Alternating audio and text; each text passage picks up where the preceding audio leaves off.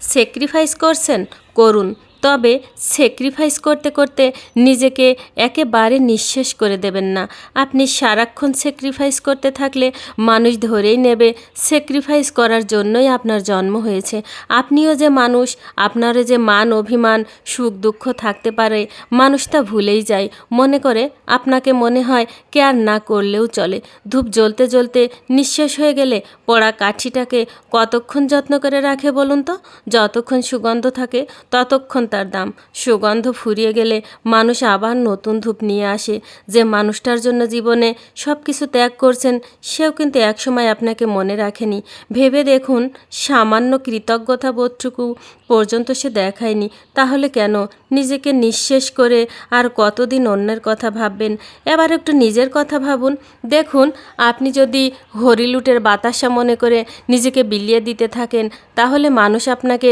ওই হরিলুটের বাতাসা মনে করেই লুটে নেবে। আপনার কথা কেউ ভাববে না। তাই এবার অন্তত নিজের কথা ভাবুন, নিজেকে ভালোবাসুন।